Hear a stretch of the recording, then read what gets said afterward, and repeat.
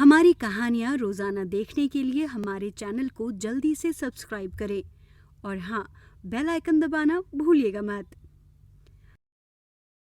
पाकू और पारो जंगल की सैर कर रहे थे। तभी वहीं जंगल के बीचों बीच उन्हें एक फल दिखाई पड़ता है।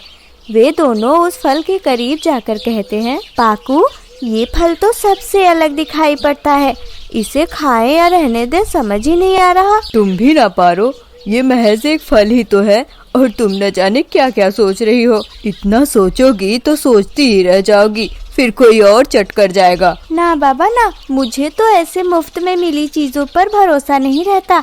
क्या पता इसे खाकर हम बीमार पड़ गए तो। मुझे तो लगता है तुम मुझे इसलिए डरा रही हो ताकि मेरे जाने के बाद ये फल तुम्हें अकेले खाने को मिले। पाकू, मुझ पर बेवजह इल्जाम ना लगाया करो तुम।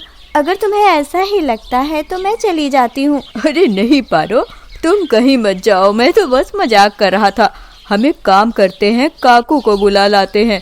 वैसे भी ये फल हम अकेले तो नहीं खा पाएंगे और काकू तो चालाक है, वो समझ जाएगा इसका राज। ऐसा कहकर वे दोनों वहाँ से चले जाते हैं और काकू को अपने साथ लेकर आते हैं। अच्छा किया तुम लोगों ने मुझे बुला लिया।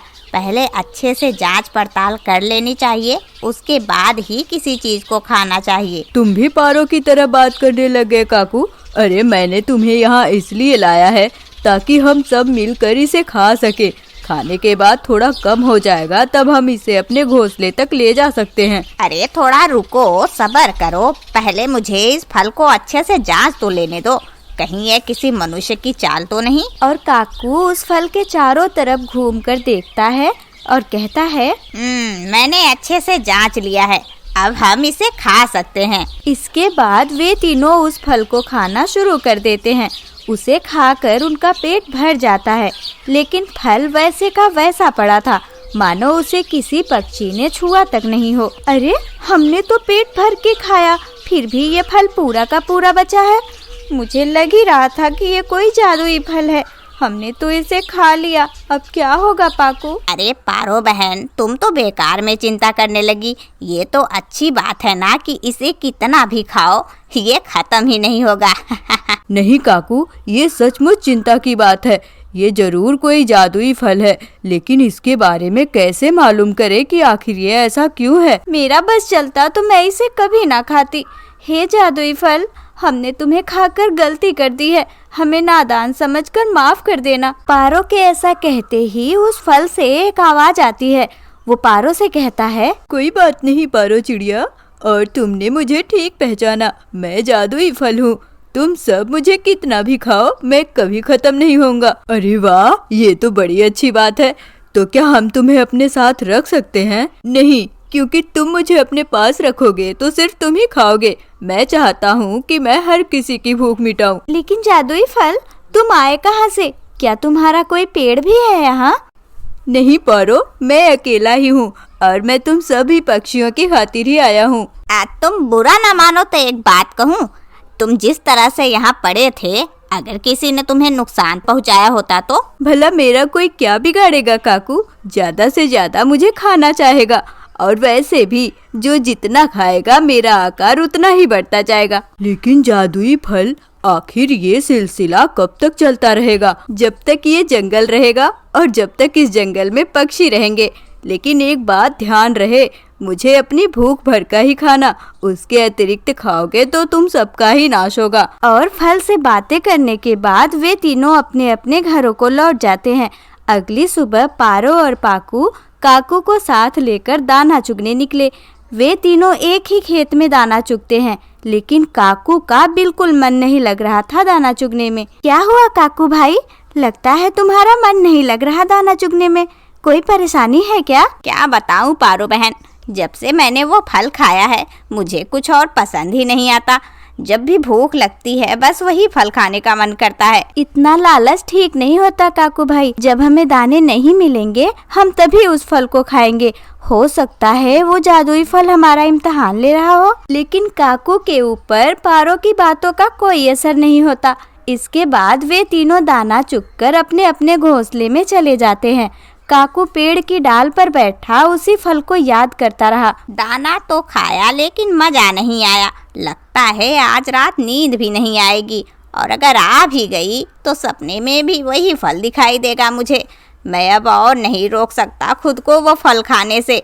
पारो और पाकू को नहीं बताऊंगा, वरना ये लोग फिर से मुझे भाषण देने लगेंगे। और काकू उन दोनों से छुपकर जादुई फल को खाने पहुंच जाता है। मुझे माफ करना जादुई फल, लेकिन तुम हो ही इतने स्वादिष्ट कि मैं खुद को रोक ही नहीं पाता।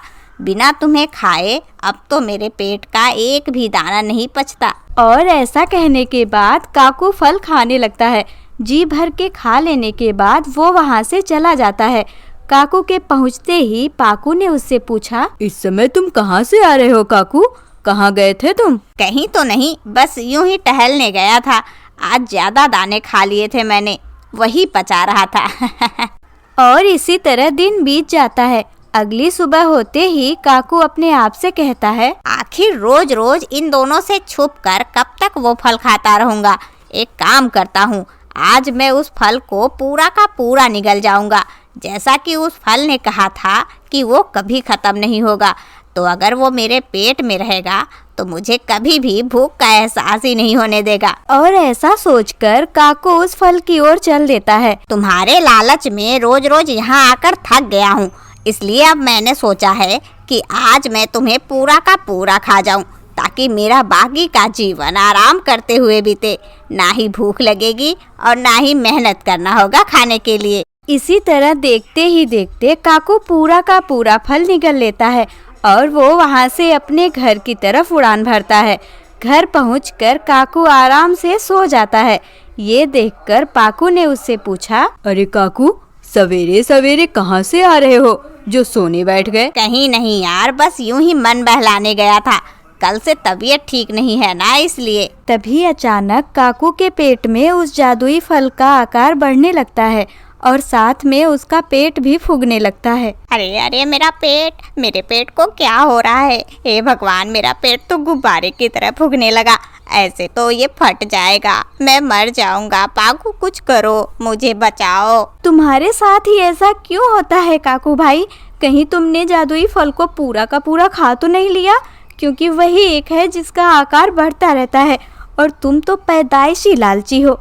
लालचवश पूरा निकल गए होगे। काकू, क्या ये सही है कि तुमने वो जादुई फल निगल लिया है? हाँ पाकू, क्या करूँ, वो था ही इतना स्वादिष्ट। मुझे लगा मैं पूरा निकल जाऊंगा तो मुझे कभी भूख नहीं लगेगी। हाँ तो अब भुगतो ना।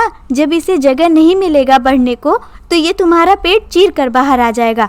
तुम हो ही इसी लायक काकू। जैसी नीयत वैसी बरकत। हमसे कोई उम्मीद मत रखना कि इस बार हम तुम्हें बचाएंगे।